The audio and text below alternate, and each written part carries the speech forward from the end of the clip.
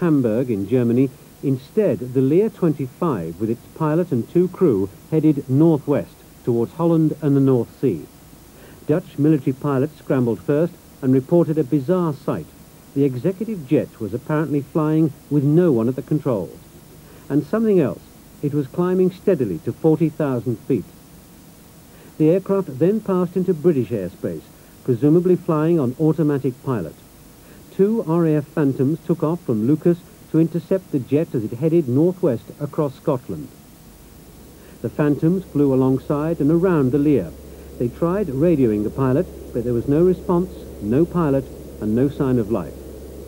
Running low on fuel, the Phantoms were recalled to base, and an RAF Nimrod and 2 US aircraft from Keflavik in Iceland joined the search for the runaway jet.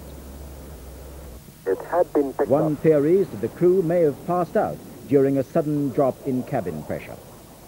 Way before air traffic controllers realized something was amiss. The purpose of the flight was to check the pilot's capability, and that could involve changes in course.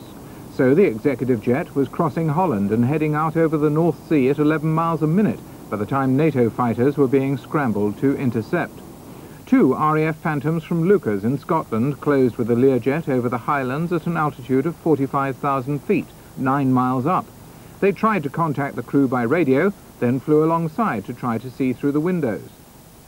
We looked down into the cockpit and we couldn't see anybody slumped or sat there or anything at all.